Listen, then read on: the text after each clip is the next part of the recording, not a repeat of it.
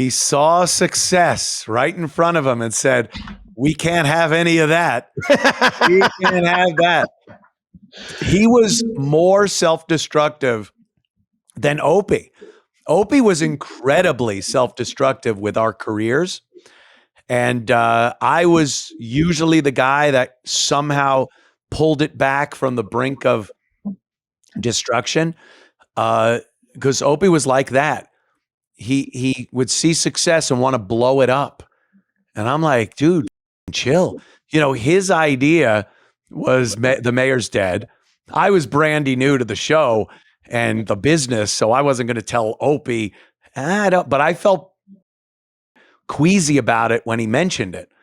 And then we did it and we get fired. And I'm like, great, I'm back to tin knocking. And then we got the job at NEW and we did the Sex for Sam thing, and church is on the list of places for these people to go to have sex in for points. That was the game. And when I saw church on the list, I'm like, there's so many landmarks in New York. You don't have to put church on there. And it's like, well, no, church is kind of the shock jockey thing. If we read the list and go, oh, and a church, it doesn't mean anyone's got to go to it. Church itself is shocking enough. And then when we get the call, and we're like, the couple's at St. Pat's and they're doing the 2-point conversion, which was ass sex in church. It's like, we should hang up right now, dump out of what he just said and move on. And, I didn't do it. The dump button was, I think about that, or I thought about that for a long time because I had a dump button too, right in front of me. I could have just dumped out of Mercurio saying we're at St. Pat's and he's doing the 2-point conversion and the 3-point conversion. And I just didn't hit the button. And doing it live? Like, was it going in and out of her buttocks as he called? Yeah. Wow. Yeah. And then Mercurio, and I don't even fault him for this. Look, folks at home, just to interrupt, he's talking about a gentleman named Paul Mercurio who was on Red Eye pretty regularly. Yeah. He was the warm up for who was he? The Tonight Show or something? He's still the warm up for Colbert. His lips are insane. He looks like a racist caricature, and kind of a dork. Kind of a dork. Very awkward guy. Yeah. And so many comics, with the O&A show, so many comics had made their bones there. And it was a good thing to do to have a segment that put you over. Like, oh, you're the guy that did that on O&A. And Paul was known for doing this. He'd go into a Broadway show and yell shit out at the stage in the middle of a quiet scene. And it was, so he thought this was going to be his moment. And so he didn't leave. Like, he should have just grabbed up the couple and ran away. He stayed there, argued with the security guard at the church. My God. Cops were called, and then we know how it ended. Hi, this is Anthony Cumia. Hello, I'm Gavin McInnes. And together we're Compound Censored. And we would like you to subscribe with this deal using this promo code right below me right now. Do it, because it's very entertaining. But it's one of those things where, I don't even know how we got on this tangent, but it's one of those things where you're like, oh no, just run, fucking run, leave. What are you doing? The Opie thing, how Opie would just be so self-destructive. I was constantly going, like, trying to put fires out. And he'd just be like, let's do this. Go, go, go. We got to be more shocking than yesterday. And don't work that way. Yeah, people see us as these mindless saboteurs who take pictures of start, street gangs. But we're both Hoover from Animal House going, guys, they really mean it. Guys, I think they really mean it this time. We're going to get kicked out of school. I'm warning you, this is it. Yeah, yeah. And then, the people around us, toga party. So toga. Well, what's funny with the St. Patrick's thing, when that happened, I was like, that's cool, man. Fucking fuck them. Yeah. And now at 55, after like the has a funeral there and they're I mocking. know. Now I'm just like, well, you're not doing it at a mosque. You're not doing it at a temple, or a synagogue. So fuck you. We're done with the like I said, church being on the list, that was supposed to be the shocking part. Reading the list off and going, a church, not really doing it in a church. And when the opportunity came and that split-second decision had to be made, the only thought that was going on was, oh, this is going to be awesome shock jockery. Ass sex in a church. By the way, the most adored church in the Catholic religion. And to not think, this is going to be great. Shock jocks. We're like Stern. And I'm embarrassed. I'm fucking embarrassed by that.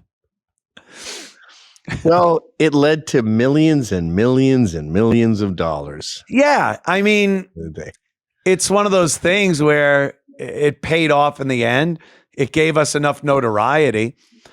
But the other thing too is, I don't consider myself a shock jock anymore. I'm quite literally a conservative radio talk show host. Yeah, you really are. You'd think would be the antithesis of a shock jock. But yeah, I'm a network syndicated conservative talker on radio. Hannity, Mark. Yeah. I've kind of moved on from the shock jockery, knowing that that was a thing. It was very fashionable in the late 80s and throughout the 90s. Shock jocks that was the thing. Everyone was a shock jock. If you were on morning radio, especially, you had to be like, look out, whoa, what's he doing? What's this guy doing? We have Spaz, our intern. He's duct taped to a light pole right by the Gulf gas station. Gulf selling gas for cheaper than anyone else. Make sure you make your way down to Gulf and see our intern. And that was radio. And good. That was what it was. Good. Now you can't be a shock jock. You will be fired in a second. Well, I did the same thing in the magazine world, and it was fighting for your right to party. It was Beavis and Butthead. It was retardation. I wouldn't call it idiocracy, though. It was just like meathead retardation. Right. And there was an audience for it. And that seems frivolous, but I think it's a very important part of the culture because it keeps us alive. It keeps young, like Rat, the guy who started Proud Boys. We see him. He's got no libido. He went to Disneyland with a bunch of girls. No one got laid. They didn't get drunk. They went there to go on rides at the age of 24. Shock jock, Vice, all that dumb shit. It kept men alive and horny and out there. Yeah. Meeting girls and not staring at their phones. So woke was the opposite. Woke is all about sitting at your computer and complaining. And bitching about it.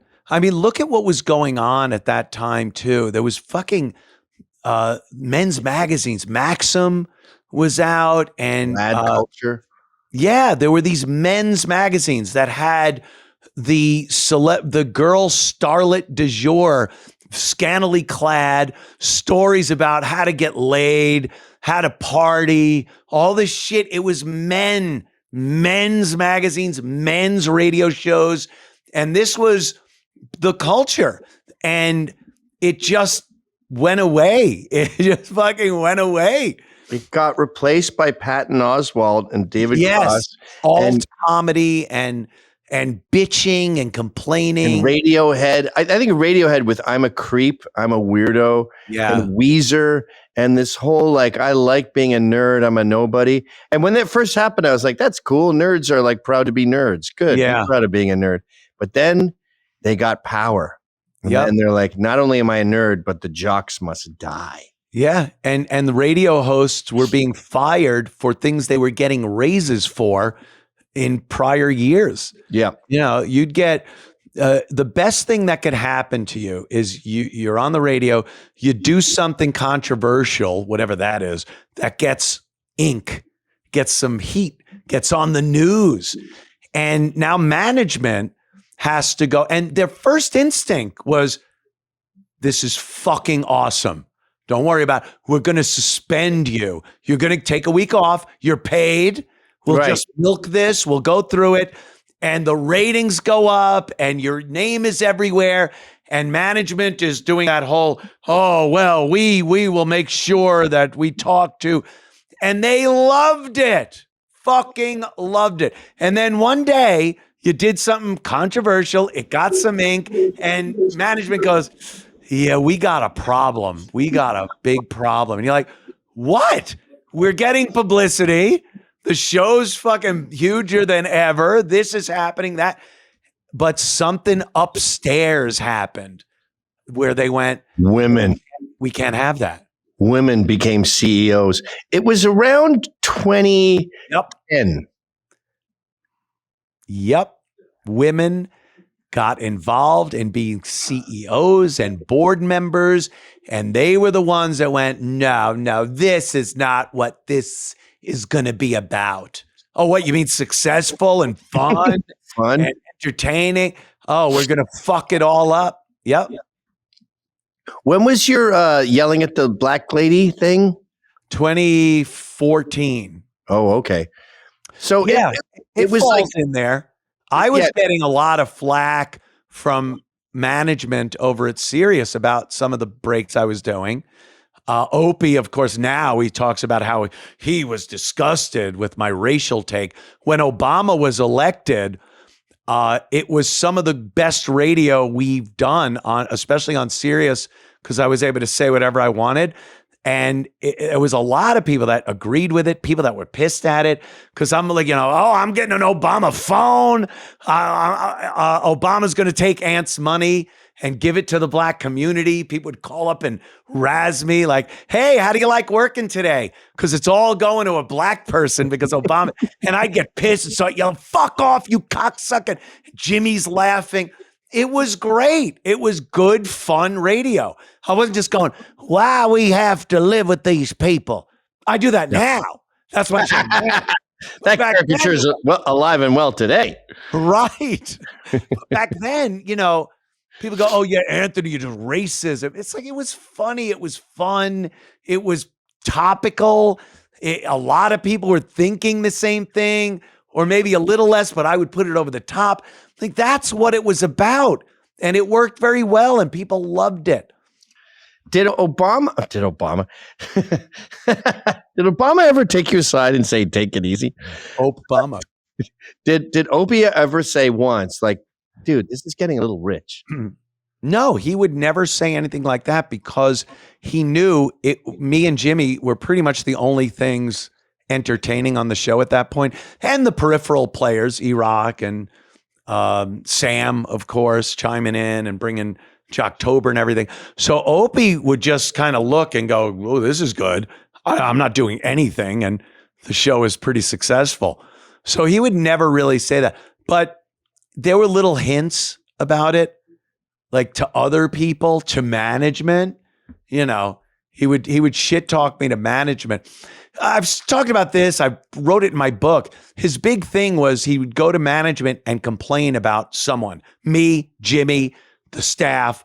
He'd put the bug in the ear of management that this guy was a problem, wasn't doing his job, was like, with me, it would be my material. But he wouldn't say anything to me or the people. And he keep doing this to management over time. And management eventually would go, so we should get rid of this guy? You talk about him a lot, not doing his job or that. And Opie go, no, look, I'll talk to him. And then he'd go back to the person and go, dude, I'm pretty much saving your job. They want to fire you. Meanwhile, he was the one that actually started the whole ball rolling on that. The management would never have even thought about it, but he kept putting the bug in the ear so he could eventually go to you and go, I'm saving your job, dude. They want to fire you. I stood up for you and told him, no, I'll talk with you. That's what kind of fucking scumbag. But what does that give you? Power over the other guy? Yes. Because Gavin, if you don't have anything to bring to the show, if every fucking day, every phone call, every email, every DM on every tweet is, holy shit, Anthony and Jimmy are carrying you. You have nothing. You suck. Why did you go to a phone call when Voss and Patrice are beating the shit out of each other? All that.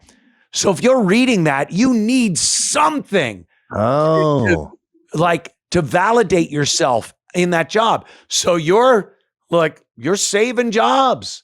You're helping people. Hey, don't look at me like I'm useless. You wouldn't be here if old useless wasn't here. It's sort of like DEI hires like gays and blacks and women where they go, I don't belong in this job. I shouldn't have been hired here. I'm going to complain about some sort of slight. So then they'll be scared to fire me because there'll be other matters to deal with. I'll obfuscate my incompetence with some noise, some chatter. And that's why I absolutely believe that back in 2014, when all that shit went down with the black bitch in Times Square, I absolutely believe that when Opie was brought into management and they said, you know, what are we going to do about this? You know, we have people that want to fire Anthony here in the company, board members, whoever it was. And I honestly believe at that very moment, just like that dump button moment with St. Pat's, he could have done something. He could have said something, could have threatened something. I would have. We weren't friends at that point, but I know damn well it's the Opie and Anthony show. And if Opie had done something, let's say I was still there when he took a picture of Roland in the bathroom, which eventually got him fired. And they took me in and said, look, that's completely, we can't have that. We're going to fire him. I would be like, well, then I got to go too. You're just losing the O&A show. We could work this out. We'll do something. Like I would have argued to keep the O&A show going. Not for him, for the O&A show. Right, for you. This motherfucker absolutely thought, thank God I could get rid of one of the guys that is the reason I get so much negative shit. Oh, Anthony was so funny today. Oh, Anthony did this bit. Oh, Anthony does impressions. So now he could get rid of me and finally prove to everyone that he's brilliant. So I could get on mic and talk, and without Anthony, all the accolades come to me, and I'll prove that I am really talented and funny and entertaining. And then I'll thrive, and it'll be the Opie and Jim show. And you saw what happened there. I was a talent all along. Without me as the buffer between Opie and Jimmy, I said it too, right? The day I was fired, I said, ooh, that ain't going to last. I was absolutely the fucking airbag, the fucking car airbag, that prevented them from being able to shit on each other and argue and fuck you each other. You have files in your brain for a thing. So yes. My file for your case said I have to take out this piece of paper and put in the Opie sabotage, because the file that was here under your case file, said they overpaid Stern to such ridiculous proportions that they said $90 million a year. Who came up with that? And then they started going through the books, and they're like, who else is, we can't fire him, right? Howard Stern. Okay, who else is making big money? O&A, what the fuck? That's insane too. And they go, just please try to find a reason to trim some of this fat. These salaries are too big. And then they're like, Anthony was rude. And they're like, perfect, get him out of here. Racial thing, great. Perfect opportunity. I love it. I look like a hero. I'm protecting black women. Let's do it. Yeah, that's pretty much what happened. And so I'm putting both files back. Now it's two files. Yeah. Two pieces of paper in the file. And then how about this? How about we do an Opie and Anthony show like I did at Compound Media? We get a studio, we set it up, there's an initial investment, but like at the beginning of Compound, I was doing very well before, Keith went off on this hiring spree of, but like an Opie and Anthony show online like that, subscriber based, whatever, that would have been much bigger than just me.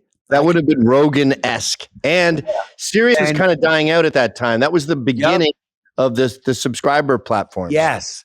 And Opie didn't want to do that because this is my time to shine. I am going to prove how scary talented I am and how I don't need this fucking guy. I have, Henley and fucking Sherrod and a waiter or a cook from Carl Ruiz. Watch how I shine. And now he's, I didn't mean to start this show. I didn't mean like I was going to shit on Opie, but every so often it rears its ugly head and has to be reiterated. So no, I'm there with Shane Smith and Vice. Yeah. Every so often you just got to go, fuck that.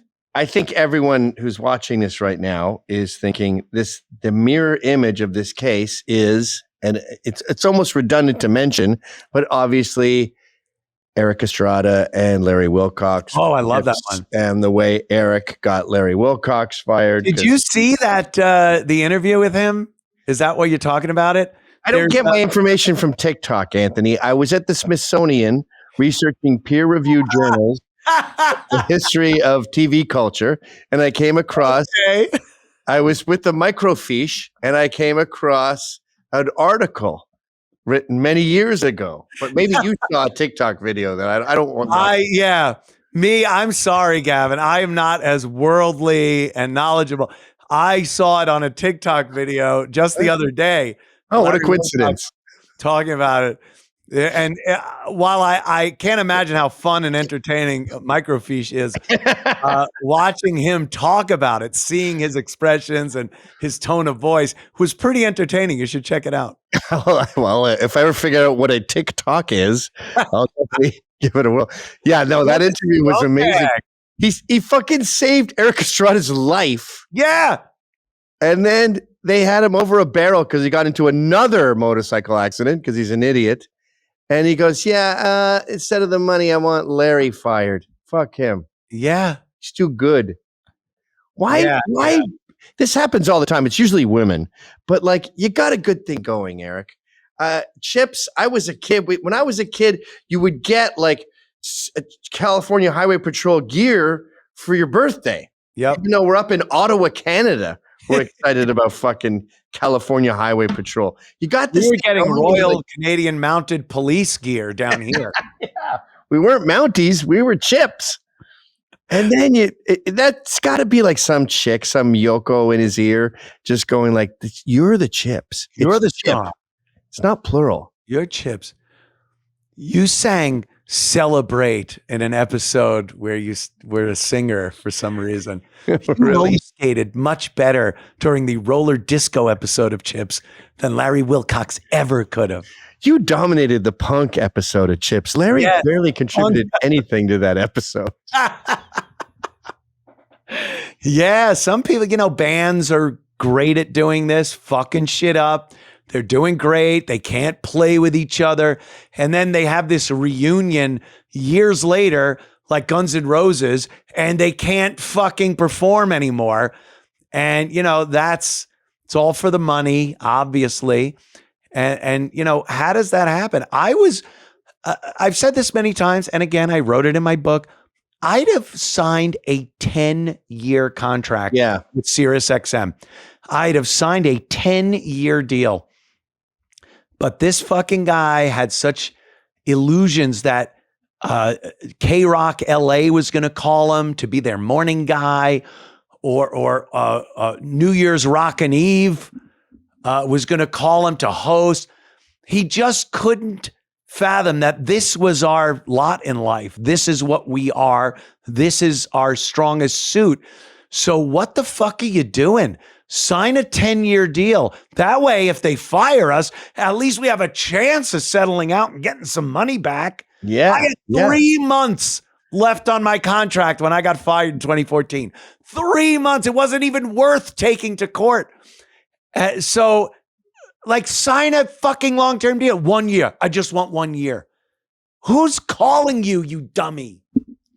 It's so frustrating. And I notice this with young people. They're like, yeah, I got this opportunity to do this thing, but they own the characters. And I'm like, your characters are not Teenage Mutant Ninja Turtles. Say yes. You're new to this, but I got to move. Then move. Well, it starts at 5 a.m. Then get up early. Like, just say yes to everything. When you get established, then, like Zach Kreger was in The Whitest Kids, they were a nothing little improv thing. Then they grew and grew and grew. Now he's the biggest horror action guy in the world. Now he can start being a dick and telling people to fuck off. You got to earn it, you dumbass. Ask things of people. You know why? For every fucking million characters and things and stories and scripts that you should have sold or no one gives a fuck, whatever it is, there's one Rocky with Sylvester Stallone. Rocky, that's a great story, Sly. Here, we'll give you $1 million for your story and everything, and we'll make a movie. And he's like, no, I want to play Rocky. It's my story, so I want to write it. I want to do this. No, right? You don't understand, Sly. Movie thing, it's a big thing. But we love it, so here's money. And he just said no. And now, Rocky is iconic. Sly, multi-gazillionaire actor of many, many motion pictures. But that isn't the norm. It's a freak occurrence. Dummy. You're not Teenage Mutant Ninja Turtles. You're not Rocky. You're a newbie. So just say yes to everything. And if you're an adult and you have a good thing going, don't fucking break it. Don't wreck it. Just keep it going. Keep it humming along. Yeah. Yeah. Like and Gavin, I'm not like completely blameless in the thing. I knew the attitude in the country. I think I was in a bubble because I was kind of protected at Sirius XM under the guise of it's the O&A show. This is what we're known for when I talk about black people and Obama and shit. Yeah. And then out in the wild, taking pictures like I'm on the plains of the Serengeti. That happens. I comment on it. So I understand like how I could have gotten fired. I get that. Like that was a fuck up. But as Opie and Anthony, not me and Opie, as the show, there were many ways in 2014 to keep that going and keep that brand going. And the internet aspect of it would have been huge again. But like I said, he absolutely wanted to prove his worth. And I think in the long run, it fucked him up way more than it fucked me up. Yeah. Well, it's this sabotage. I remember I got an A, very rare, in math when I was like, 13. And my dad said, you're in a new echelon now. Oh. And there are people, when you get there are people who are scared of success. And they will self-sabotage, which I think is what Patrice did. So if you enjoyed that clip, then subscribe to Compound Censored using this promo code.